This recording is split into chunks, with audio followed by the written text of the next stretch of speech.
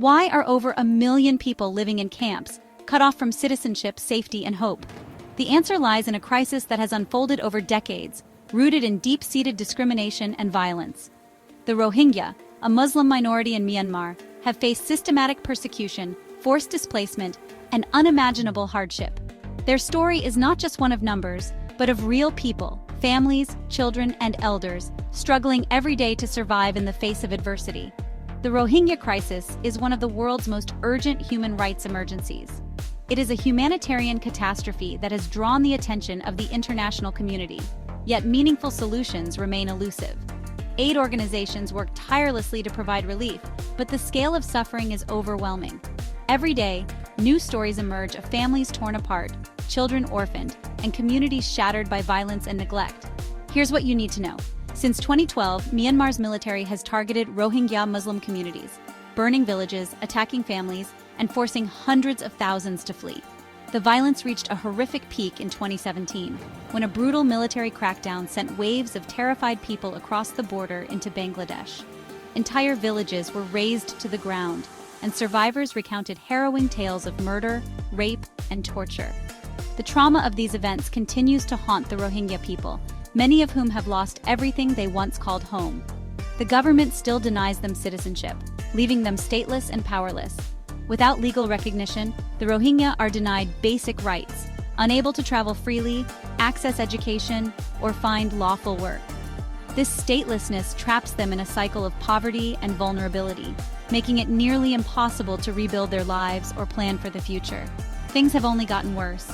The camps in Bangladesh, once seen as a temporary refuge, have become overcrowded and unsanitary. Disease spreads quickly, clean water is scarce, and families live in cramped shelters made of bamboo and plastic sheeting. Children grow up without access to proper education, and parents struggle to provide even the most basic necessities. In late 2023, fighting exploded as a new rebel group, the Arakan Army, seized towns in Rakhine State.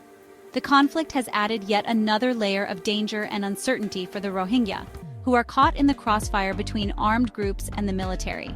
The violence has forced even more people to flee, deepening the humanitarian crisis and making it harder for aid to reach those in need. Both the military and the rebels have committed abuses, pulling Rohingya men into the violence or driving them from their homes. Again, many are forced to choose between conscription, displacement, or death. Families are separated, and the constant threat of violence leaves everyone living in fear. The cycle of trauma and loss seems never ending. Now, over 1 million Rohingya live in desperate conditions in refugee camps in Bangladesh. These camps, like Kutupalong, the largest refugee settlement in the world, are cities of despair, where hope is in short supply. Yet, despite the hardships, the Rohingya show remarkable resilience, supporting one another and holding on to dreams of a better future. Food rations were cut this year to just $6 per person per month. This meager amount is barely enough to survive, forcing families to make impossible choices between food, medicine, and other essentials. Malnutrition is on the rise, especially among children, and the threat of hunger looms large over the camps. Medicine and education are scarce, and funding is vanishing. Clinics struggle to treat even the most basic illnesses, and many children have never set foot in a real classroom. The lack of opportunity and hope for the future is a heavy burden for an entire generation growing up in exile. With nowhere to turn, thousands risk their lives on dangerous sea journeys, hoping for safety, but many don't survive. Desperation drives them to board overcrowded boats, facing storms, starvation, and exploitation by traffickers. For some, the journey ends in tragedy. For others, it is a leap of faith toward an uncertain future. The world sees, but justice remains out of reach. International organizations have condemned the violence and called for accountability, but progress is slow.